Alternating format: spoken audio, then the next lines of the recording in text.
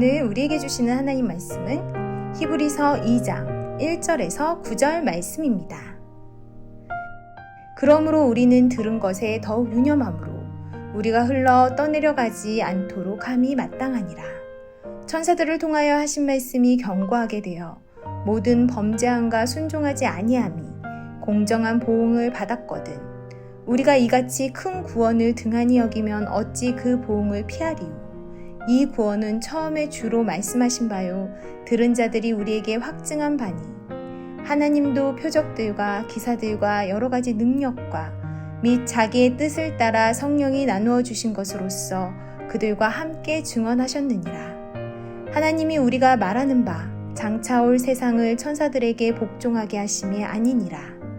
그러나 누구인가가 어디에서 증언하여 이르되 사람이 무엇이기에 주께서 그를 생각하시며 인자가 무엇이기에 주께서 그를 돌보시나이까. 그를 잠시 동안 천사보다 못하게 하시며 영광과 존귀로 관을 씌우시며 만물을 그 발 아래에 복종하게 하셨느니라 하였으니 만물로 그에게 복종하게 하셨은즉 복종하지 않은 것이 하나도 없어야 하겠으나 지금 우리가 만물이 아직 그에게 복종하고 있는 것을 보지 못하고 오직 우리가 천사들보다 잠시 동안 못하게 하심을 입은 자 곧 죽음의 고난받으심으로 말미암아 영광과 존귀로 관을 쓰신 예수를 보니 이를 행하심은 하나님의 은혜로 말미암아 모든 사람을 위하여 죽음을 맛보려 하심이라.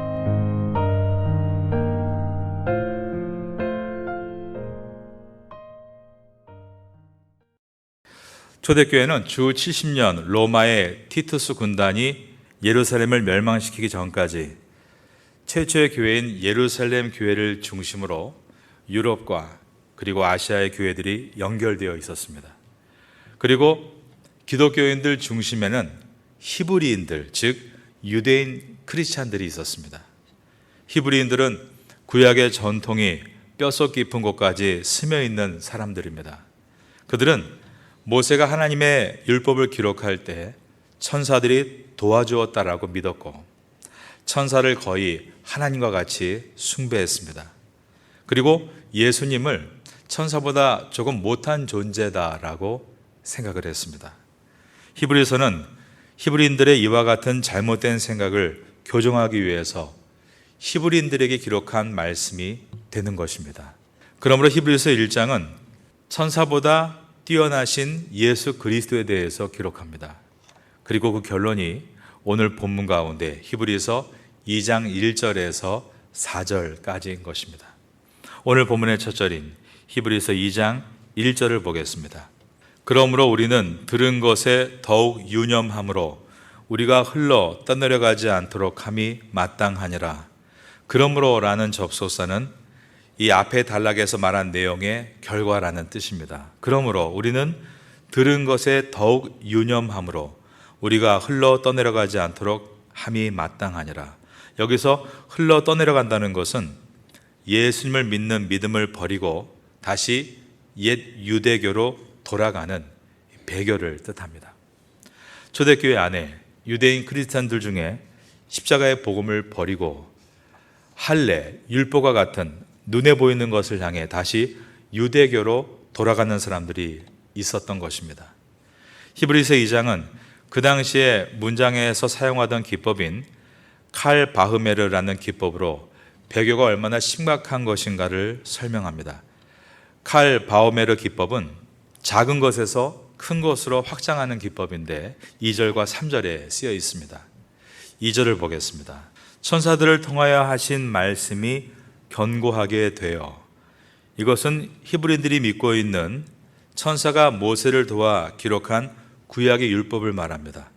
천사들을 통하여 하신 말씀이 견고하게 되어 모든 범죄함과 순종하지 아니함이 공정한 보응을 받았거든. 이 말의 뜻은 구약의 율법에 순종하지 않아도 보응, 즉 거기에 맞는 심판을 받는다는 것입니다. 그런데 하물며 예수 그리스도의 복음을 따르지 않는다면 어떠한 심판을 받게 되는 것인가? 3절입니다. 우리가 이같이 큰 구원을 등한히 여기면 어찌 그 보응을 피하리요. 이 구원은 처음에 주로 말씀하신 바요. 여기서 이 주가 바로 큐리어스, 예수 그리스도를 말합니다. 예수님께서 말씀하신 새 계명을 이처럼 큰 계명이다라고 표현했습니다. 그리고 성부 하나님과 성령 하나님께서 이 예수님의 말씀을 기사와 표적과 능력으로 증언하신다라고 했습니다. 4절의 말씀입니다. 하나님도 표적들과 기사들과 여러 가지 능력과 및 자기의 뜻을 따라 성령이 나누어 주신 것으로서 그들과 함께 증언하셨느니라. 작은 계명인 모세 계명을 지키지 않아도 심판을 받는다면, 이처럼 큰 계명인 예수님의 말씀을 지키지 않는다면 어떠한 심판을 받겠는가라는 뜻입니다. 작은 계명 모세 율법을 지키지 않는 것, 그리고 큰 계명 예수 그리스도의 말씀을 지키지 않는 것, 작은 것에서 큰 것으로 확장해 나가는 칼 바오메로 기법을 사용했습니다. 이런 기법을 써서 말씀한 이유는 예수님을 버리고 유대교로 돌아가는 배교를 하지 말라고 경고하고 있는 것입니다. 이어서 5절을 보겠습니다. 하나님이 우리가 말하는 바 장차 올 세상을 천사들에게 복종하게 하심이 아니니라. 여기서 장차 올 세상, 이것은 예수님께서 다시 오셔서 세상을 심판하시고 새하늘과 새 땅을 다스리시는 세상을 말합니다. 그리고 그때 성도는 그리스도와 함께 온 우주 만물을 다스리는 왕노릇 하게 될 것입니다. 요한계시록 22장 5절에 나와 있는 말씀이죠. 다시 밤이 없겠고 등불과 햇빛이 쓸데없으니 이는 주 하나님이 그들에게 빛이심이라. 그 다음 절을 따라하겠습니다. 그들이 세세토록 왕노릇 하리로다. 여기서 그들은 끝까지 배교하지 않고 예수님을 따른 성도들을 말합니다. 이처럼 장차 올 세상은 예수님께서 만왕의 왕이 되시고 또한 배교하지 않고 예수님을 끝까지 따랐던 성도들이 왕노릇하는 세상을 말합니다. 이 세상 가운데 천사들은 다스릴 권한이 없습니다. 그것이 바로 5절의 뜻입니다. 하나님이 우리가 말하는 바 장차 올 세상을 천사들에게 복종하게 하심이 아니니라 라고 되어 있습니다. 6절은 히브리인들이 잘 이해할 수 있도록 시편의 말씀을 인용했습니다. 이 히브리인들은 시편을 잘 알고 있지 않습니까? 6절에 보면 그러나 누구인가가 어디에서 증언하여 이르되 사람이 무엇이기에 주께서 그를 생각하시며 인자가 무엇이기에 주께서 그를 돌보시나이까. 이것은 시편 8편 4절을 인용한 것입니다. 시편 8편 4절에 보면 사람이 무엇이기에 주께서 그를 생각하시며 인자가 무엇이기에 주께서 그를 돌보시나이까. 여기서 인자는 사람의 아들이란 뜻이죠. 시편 8편 4절에 인자가 무엇이기에 주께서 그를 돌보시나이까 라는 이 내용은 사람의 아들로 이 땅에 오실 예수님을 예언하고 있는 말씀입니다. 그래서 8편 5절에 보면 그를 하나님보다 조금 못하게 하시고 영화와 존귀로 관을 씌우셨나이다 라고 기록했습니다. 이어지는 6절에서는 주의 손으로 만드신 것을 다스리게 하시고 만물을 그의 발 아래 두셨으니 라고 기록하면서 이 땅에 오신 예수님은 온 땅을 다스리시는 성자 하나님이시다 라고 기록하고 있는 것입니다. 시편 8편을 인용하고 있는 부분이 히브리서 2장 6절에서 8절까지입니다. 6절에 사람이 무엇이기에 주께서 그를 생각하시며 인자가 무엇이기에 주께서 그를 돌보시나이까. 그를 잠시 동안 천사보다 못하게 하시며 영광과 존귀로 관을 씌우시며 만물을 그 발 아래에 복종하게 하셨느니라 하였으니 만물로 그에게 복종하게 하셨은즉 복종하지 않은 것이 하나도 없어야 하겠으나.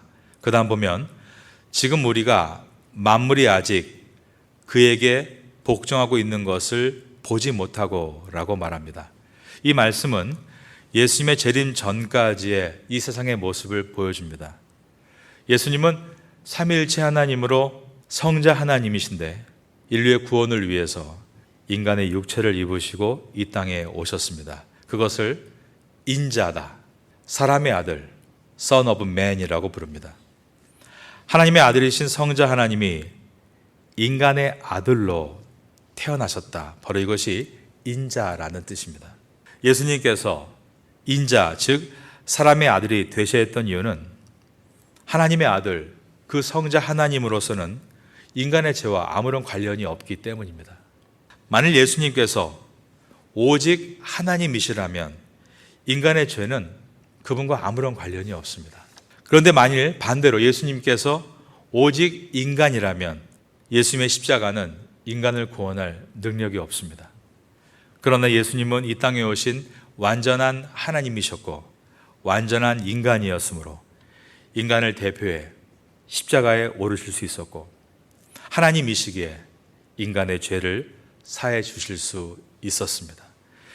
히브리의 눈으로 볼 때 십자가에 달려 피를 흘리시는 예수님은 분명 천사보다 못한 존재로 보였을 것입니다.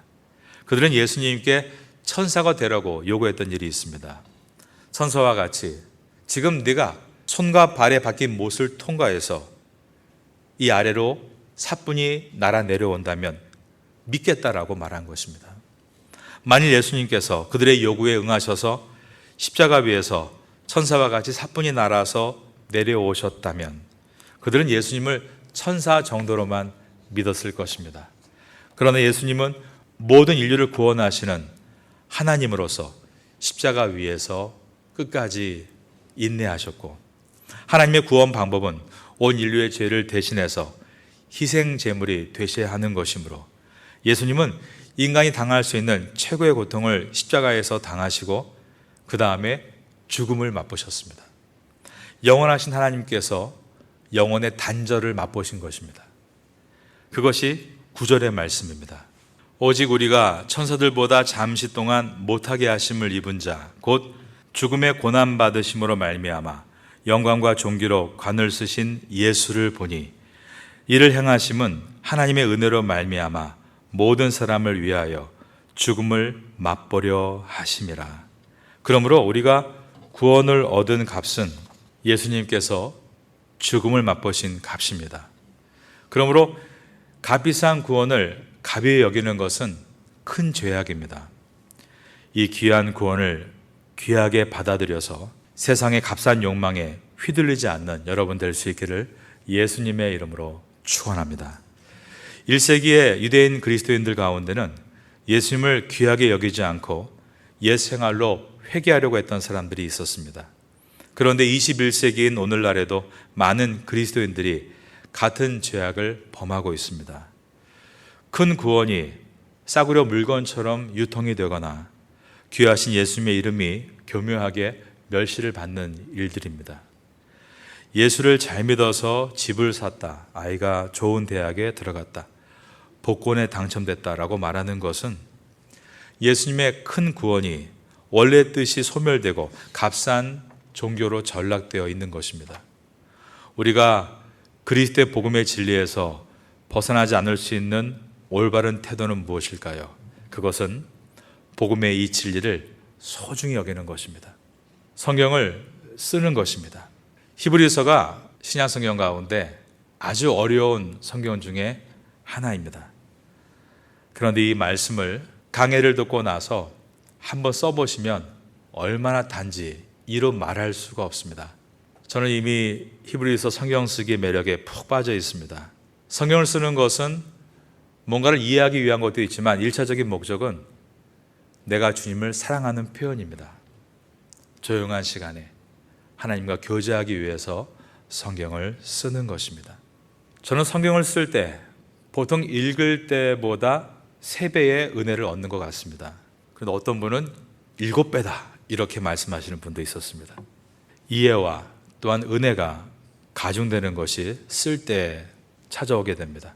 그리고 나서 묵상하면서 복음의 진리를 훼손하지 않고 예수님의 그 큰 복음, 십자가의 복음을 소중히 지켜나가는 것, 바로 그럴 때 우리는 진리에서 벗어나지 않고 계속해서 깊은 십자가의 은혜로 들어갈 수 있는 것입니다. 히브리서를 지나면서 이러한 은혜가 여러분께 있게 되기를 예수님의 이름으로 축원합니다.